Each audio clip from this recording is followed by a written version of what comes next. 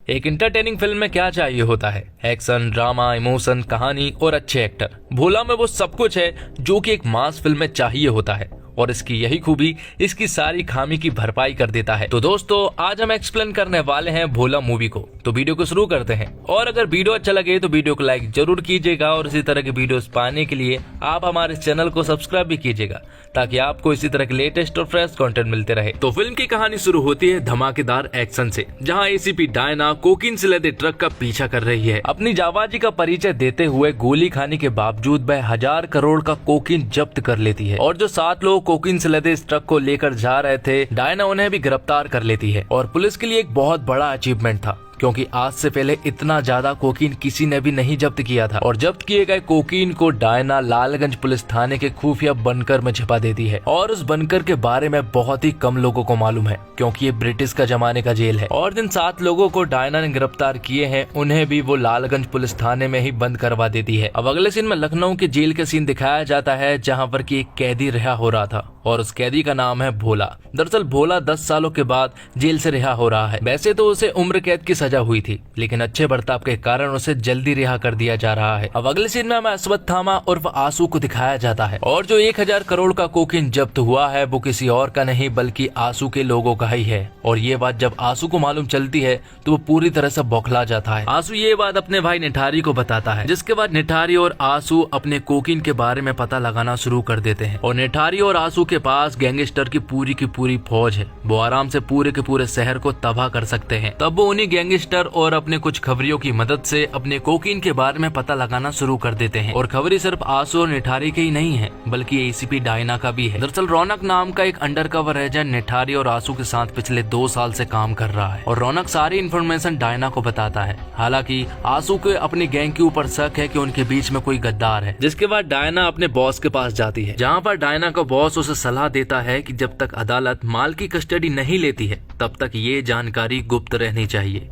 लेकिन वे दोनों इस बात से अनजान थे कि उन्हीं की फोर्स में मौजूद भेड़िया सारी जानकारी नशीले माल की तस्करी करने वाले माफिया गिरोह आंसू और निठारी को दे रहा है। उस पुलिस फोर्स के गद्दार को पुलिस फोर्स के बारे में सारी जानकारियां हैं और वो आंसू को ये सारी जानकारियां दे देता है और वो उससे डील करता है कि 1000 करोड़ के कोकीन के बदले में वो उसे 50 करोड़ रुपए देगा और जिन ऑफिसरों ने कोकीन से लदे ट्रक को जब्त किया है वो उन्हें भी उनके हवाले करेगा। अब अगले सीन में लालगंज पुलिस थाना दिखाया जाता है जहाँ पर 55 साल का अंगद यादव नाम का एक पुलिस कांस्टेबल आता है। दरअसल अंगद यादव का ट्रांसफर हो चुका है और उसका ट्रांसफर लालगंज पुलिस थाने में ही हुआ है और आज उसकी ज्वाइनिंग है। और लालगंज पुलिस थाने में सिर्फ 4 कांस्टेबल थे और साथ ही यहाँ पर 4 स्टूडेंट भी थे जो कि रात को अपने दोस्त का जन्मदिन सेलिब्रेट कर रहे थे, वो भी लाउड स्पीकर के साथ। तो उन्हें अरेस्ट कर लिया जाता है। जिसके बाद लखनऊ के अनाथ आश्रम में हमें ज्योति नाम की एक छोटी सी लड़की को दिखाया जाता है। दरअसल आज उससे कहा गया है कि कल सुबह उससे कोई मिलने के लिए आएगा जो कि उसका एकदम खास है, लेकिन ज्योति का इस दुनिया में कोई भी नहीं है। तो वो सोचती है कि आखिर उससे कौन मिलने के लिए आएगा। अब अगले सीन में हम देखते हैं कि डायना के बॉस का आज आखिरी दिन था।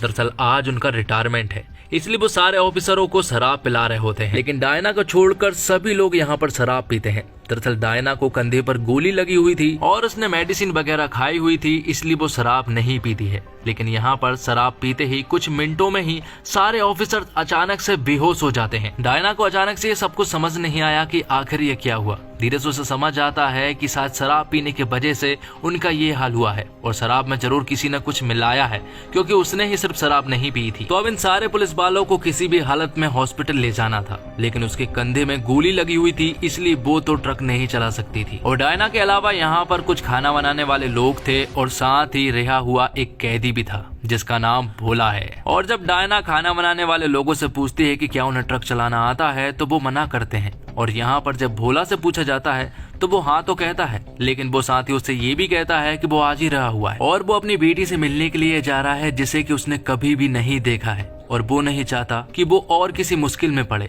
जिस पर कि डायना उससे कहती है कि तुम्हारी इस छोटी सी मुश्किल की वजह से 40 घर के बच्चे अनाथ हो सकते हैं और इन सारे ऑफिसर्स को 5 घंटे के अंदर हॉस्पिटल नहीं ले जा सके तो ये 40 के 40 ऑफिसर मारे जाएंगे। डायना की ये सारी बातें सुनने के बाद भोला डायना की बात मान जाता है। जिसके बाद सारे 40 ऑफिसरों को ट्रक के अंदर डाल दिया जाता है और खाना बनाने वाला कर्ची नाम का आदमी उनकी मदद भी करता है। साथ ही वो सारे रूट जानता था, इसलिए उसे भी वो लोग अपने साथ ले जाने लगते हैं। यहाँ दूसरी तरफ आंसू प्लान बना रहा होता है कि वो 40 ऑफिसरों को किसी भी हालत में मारना है, क्योंकि आंसू की ही ये सारी प्लानिंग थी और उनकी शराब में उसी ने ही नशीले पदार्थ मिलवाए थे, जो कि हमारे देश में पूरी तरह से बैन है। ये बात जब रौनक को मालूम चलती है तो वो तुरंत ही डायना मैडम के पास कॉल लगाता है और ये सारी बातें बताता है। रौनक डायना मैडम को बताता है कि जब आप लोग हॉस्पिटल जाएंगे तो आप हाईवे से नहीं जाइएगा, क्योंकि आंसू आपके ऊपर अटैक करवाने वाला है। लेकिन उसी ट्रक के अंदर 40 ऑफिसरों में एक ऑफिसर ऐसा भी था जिसने की शराब नहीं पी थी, जो कि आंसू के साथ मिला हुआ है, और वो अपनी लोकेशन आंसू के पास शेयर कर देता है। और लोकेशन मिलते ही आंसू तुरंत ही शहर के सारे गैंगस्टरों को बुला लेता है। वो उनके सामने ढेर सारा पैसा रखता है और उन सभी के सामने एक एग्रीमेंट के रूप में वीडियो बनवाता है। वो उनसे कहता है कि जो भी उन 40 लोगों को मारेगा उन्हें 40 करोड़ रुपए दिए जाएंगे, और जो भी डायना मैडम को मारेगा उन्हें 5 करोड़ रुपए मिलेंगे। यहाँ दूसरी तरफ रौनक ने डायना मैडम को बता दिया था कि आंसू को लालगंज पुलिस थाने के बारे में पता चल गया है कि माल वहीं पर है, इसलिए यहाँ पर डायना मैडम तुरंत ही लालगंज पुलिस थाने में कॉल लगाती है और वहाँ के कांस्टेबल से कहती है कि अपने आजू बाजू के पुलिस स्टेशन की सारी पुलिस फोर्स को बुला लो और अपने पुलिस स्टेशन के सारे दरवाजे और खिड़कियां बंद कर लो। लेकिन ये सारी बातें सुनने के बाद वो पुलिस कांस्टेबल पूरी तरह से डर जाता है और वो अपने साथ के 3 कांस्टेबल के साथ इस पुलिस स्टेशन से रफू चक्कर हो जाता है। तो अब इस पुलिस स्टेशन में सिर्फ अंगद यादव और वो 4 स्टूडेंट बचे हुए हैं। थोड़ी देर के बाद डायना मैडम फिर से कॉल लगाती है, लेकिन कॉल कोई भी नहीं उठा रहा था। थोड़ी देर के बाद अंगद यादव कॉल उठाता है और वो उन्हें बताता है कि इस पुलिस स्टेशन में कोई भी नहीं बचा है मेरे अलावा। और साथ ही अंगद यादव यहाँ पर डायना मैडम को सब कुछ बता देता है कि आज ही उसकी ज्वाइनिंग हो रही है, जिस पर कि डायना मैडम उससे कहती है कि उसकी अभी से ज्वाइनिंग हो चुकी है और वो उस पुलिस स्टेशन का इंचार्ज है। तो मैं तुरंत ही अभी के अभी सारे दरवाजे और खिड़कियां बंद करने हैं। यहाँ लखनऊ के अनाथ आश्रम में ज्योति को किसी तरह से अपने पिता का नंबर मिल जाता है, लेकिन उसे मालूम नहीं था कि ये आदमी कौन है। बस उसे मालूम था कि ये आदमी उसे मिलने के लिए आ रहा है और ये उसका नंबर है, इसलिए वो कॉल लगाती है और यहाँ पर भोला उससे बात करता है। लेकिन भोला जब उससे बात कर ही रहा होता है कि तभी अचानक से कुछ बाइकर्स यहाँ पर आते हैं और वो लोग भोला के ट्रक पर हमला कर देते हैं और उसके पूरे ट्रक को आग लगा देते हैं। यहाँ पर वो कई सारे बाइकर्स थे जो कि उसके ट्रक का पीछा भी कर रहे थे, लेकिन तभी बहादुरी के साथ भोला बाहर आता है और उन बाइकर्स का सामना करता है।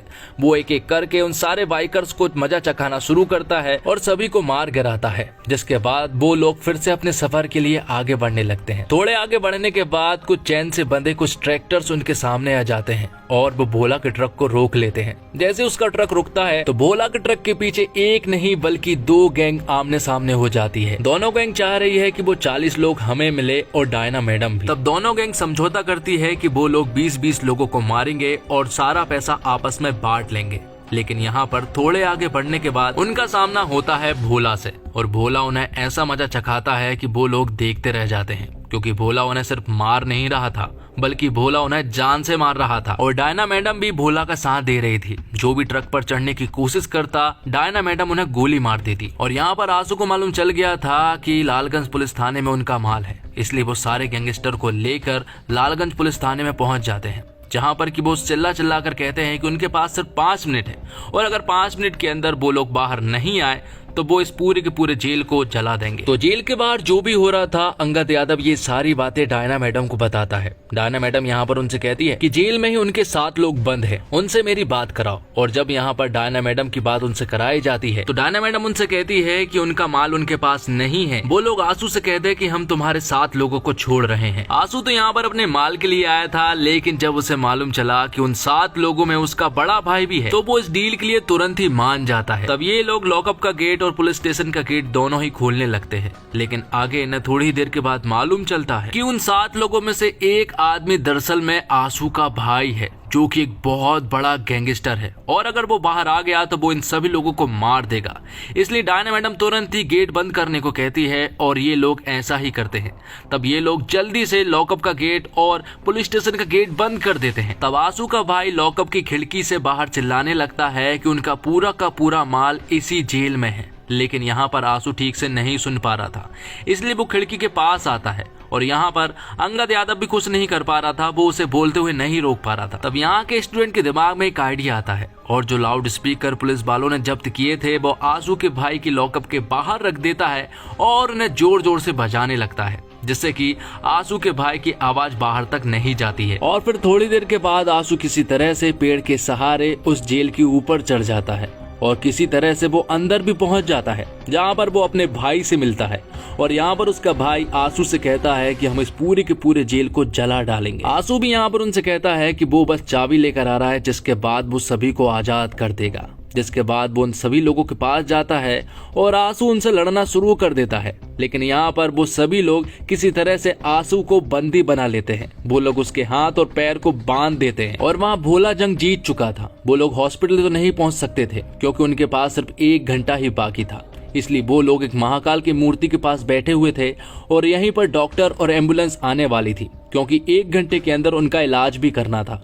इसलिए वो लोग यहाँ पर बैठकर उनका इंतजार कर रहे थे और यहीं पर भोला के साथ करची भी बैठा हुआ था और वो यहाँ पर भोला से उसकी पास्ट की स्टोरी पूछता है, जिस पर कि भोला उसे बताता है कि वो एक लड़की से बहुत प्यार करता था। भोला यहाँ पर करची को अपनी पूरी की पूरी लव स्टोरी सुनाता है और वो उससे कहता है कि एक आदमी की वजह से हम दोनों की जिंदगी बर्बाद हो। और जेल में उसे मालूम चला था कि उसकी जिंदगी तो चली गई, लेकिन उसने अपनी एक छोटी सी जिंदगी एक अनाथ आश्रम में छोड़ गई। और यहाँ लालगंज पुलिस थाने में चेतन अपनी एक दोस्त से बात कर रहा होता है, तभी अचानक से आंसू के लोग खिड़की से उसका गला दबाकर उसकी जान ले लेते हैं। और ये सब देखकर अंगद यादव का दिमाग पूरी तरह से खराब हो जाता है और वो यहाँ पर एक हथौड़े से आंसू की जान ले लेते हैं। यहाँ दूसरी तरफ एम्बुलेंस आ चुकी थी और वो सारे पुलिस वालों को यहाँ से ले जा लेती है, लेकिन थोड़ी ही देर के बाद यहाँ पर आंसू का भाई आ जाता है, वो भी ढेर सारे गैंगस्टरों के साथ। वो यहाँ पर आते ही भोला को बुरी तरह से मारना शुरू कर देते हैं, जिसके बाद वो यहाँ पर डायना मैडम को भी बुरी तरह से टॉर्चर कर रहे थे।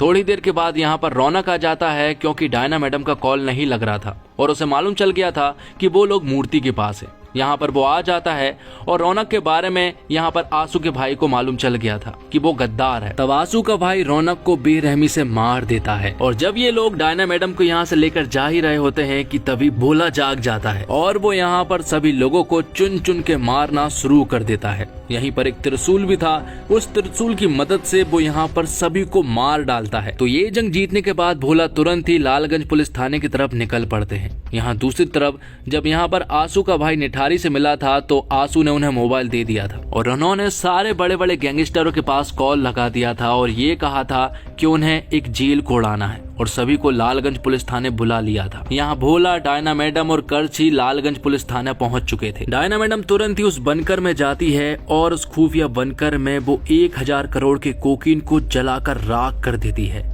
और यहाँ दूसरी तरफ भोला तुरंत ही अंगद यादव और स्टूडेंट के पास जाता है, उन्हें वो सही सलामत उस जेल से बाहर निकलवाता है और उस खुफिया बंकर में उसे एक मशीन गन भी मिलती है और उस मशीन गन को चलाना वो जब शुरू करता है तो यहाँ पर वो जेल के बाहर तबाही मचाना शुरू कर देता है और शहर के सैकड़ों गैंगस्टरों की लाशें बिछा देता है। भोला इन सभी को मारने के बाद सबसे पहले वो अपनी बेटी से मिलने के लिए जाता है। उसकी बेटी का नाम ज्योति है। ज्योति यहाँ पर जब अपने पिता को देखती है तो वो बहुत ज्यादा खुश हो जाती है क्योंकि ज्योति ने आज से पहले अपने पिता को कभी भी नहीं देखा था। उसे तो मालूम भी नहीं था कि उसके पिता भी हैं। और फिल्म के लास्ट सीन में हमें एक बहुत बड़ी शिप को दिखाया जाता है जिसमें कि ढेर सारे विलन्स थे और यहीं पर हमें इनका बॉस दिखाया जाता है जिसका रोल प्ले किया है अभिषेक बच्चन ने और अभिषेक बच्चन को बताया जाता है कि भोला अभी जिंदा है। तो दोस्तों, निर्देशक के रूप में अजय देवगन पहले ही सीन में धुआंधार एक्शन दृश्यों से फील का टोन सेट कर देते हैं। कहानी एक रात की है और काली अंधेरी रात में एक्शन की तीव्रता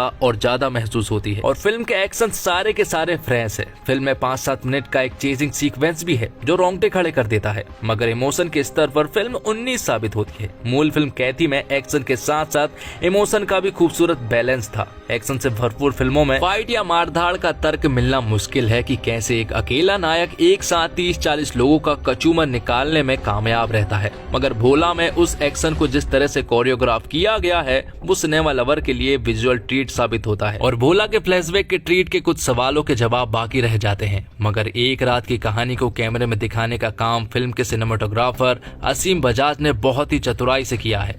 कैमरा एंगल्स में भी उन्होंने कई एक्सपेरिमेंट किए हैं। कई क्लोजअप शॉट्स और एक्शन सीक्वेंस को स्क्रीन पर दिखाना ट्रीट जैसा साबित होता है। और अजय देवगन की फिल्म भोला तमिल फिल्म कैथी का रीमेक है। ऐसे में फिल्म की कहानी कैथी से काफी मिलती जुलती है, लेकिन पैन इंडिया ऑडियंस की पसंद को दिमाग में रखते हुए मेकर्स ने इस फिल्म में मनोरंजन का तड़का लगाते हुए कई बदलाव किए हैं। अजय देवगन ने फिल्म में शामिल एक्शंस को बिल्कुल नए अंदाज में पर्दे पर पेश किया है। आजकल फिल्मों में हॉलीवुड या साउथ से प्रेरित एक्शन सीन्स देखने को मिलते हैं, लेकिन अजय देवगन के डायरेक्ट और डिजाइन किए हुए एक्शन सीन्स बिल्कुल ओरिजिनल लगते हैं। और अजय देवगन कमाल है, ऐसा नहीं है कि वो हर सीन में अपनी हीरोगिरी ही दिखाते हैं। जहां उन्हें अंडर प्ले करना होता है वो करते हैं, और यही उनकी खूबी है। अपनी बेटी से बात करते हुए जो इमोशन उनके चेहरे पर आते हैं वो आपकी आंखों में आंसू ले आते हैं। एक्शन सीन्स में वो इतने गजब के लगे हैं कि आप तालियां बजा उठेंगे। तब्बू इस फिल्म की जान है। पुलिस अफसर के किरदार में तब्बू इतनी फिट लगती है कि लगता ही नहीं कि ये एक्टर है, बल्कि पुलिस ऑफिसर ही लगती है। और फिल्म पहले ही सीन में आपको बांध लेती है। और फिल्म हीरो अजय देवगन से नहीं बल्कि तब्बू से शुरू होती है। शायद यही अजय देवगन की खासियत है कि उन्होंने हीरो होने के बावजूद हीरो वाली एंट्री हीरोइन को दी और हर सीन में जबरदस्ती की हीरोगिरी नहीं दिखाई। एक सीन है जहां अजय देवगन अपनी बेटी से फोन पर बात करते हैं और वो बात नहीं हो पाती। ये सीन आपको आंखें नम कर देती है। फिल्म में कई जगह सीटियां तालियां वाले मूवमेंट्स आते हैं और सेकंड हाफ में भी फिल्म अच्छी पेस से आगे बढ़ती है। गाने फिल्म की कहानी को आगे ले जाते हैं और बोर नहीं करते हैं। एक्शन जबरदस्त है, कई सीन आपको हैरान कर देते हैं।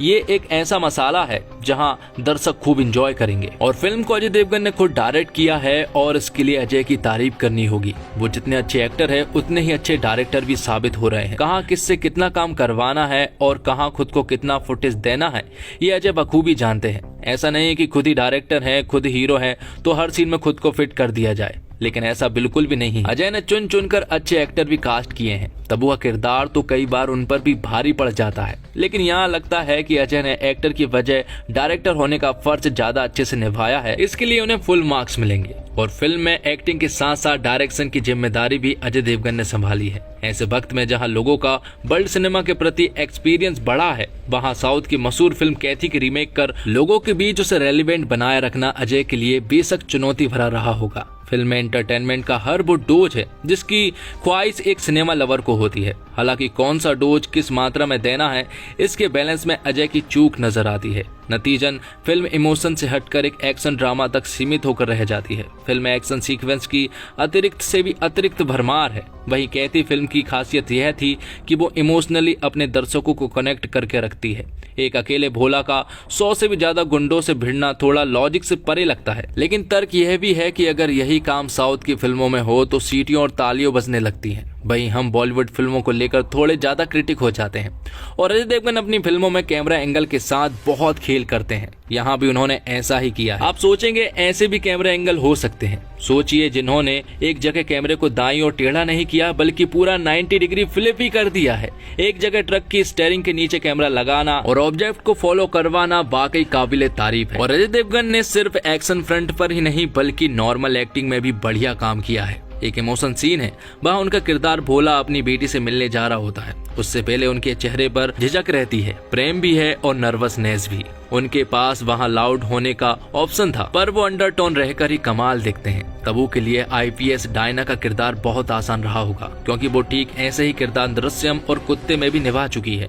एक नंबर काम है। तो निष्कर्ष ये निकलता है कि भोला एक एक्शन फिल्म है और कैथी भी एक एक्शन फिल्म है, लेकिन भोला में आपको जबरदस्त एक्शन सीक्वेंस देखने को मिलते हैं। अच्छी बात ये है कि इन एक्शन सीन्स को कैथी के साथ कॉपी नहीं किया है, बल्कि एकदम फ्रेश एक्शन है। दिक्कत यह है कि कुछ समय बाद भोला एक्शन फिजिक्स के सिद्धांतों के विपरीत हो जाता है, तब फिल्म देख रही पब्लिक की हंसी छूट जाती है। लेकिन सबसे ज्यादा मजा तब आता है जब अजय देवगन दुश्मनों को चेज कर रहे होते हैं और लगातार 5 मिनट सिर्फ मारधाड़ उठा पटक हवा में लाते चल रही होती है। इसके बाद जब अजय देवगन त्रिशूल उठाकर गुंडों से लड़ते हैं तो वो मूवमेंट रोंगटे खड़े कर देने वाला होता है। तो दोस्तों, फिल्म में भोला पार्ट 2 के आने की तरफ इशारा किया गया है। फिल्म के लास्ट में पब्लिक को इसका क्लू मिलता है, जिसे जानने के बाद लोगों में एक्साइटमेंट आ जाती है। और इसी के साथ ये एक्सप्लेनेशन यहीं पर खत्म होता है। तो दोस्तों, उम्मीद करता हूँ आपको वीडियो पसंद आई होगी। वीडियो पसंद आई हो तो वीडियो को लाइक जरूर कीजिएगा और इसी तरह की वीडियोस पाने के लिए आप हमारे इस चैनल को सब्सक्राइब भी कीजिएगा, ताकि आपको इसी तरह के लेटेस्ट और फ्रेश कंटेंट मिलते रहे। धन्यवाद। जय हिंद, जय भारत, जय श्री राम।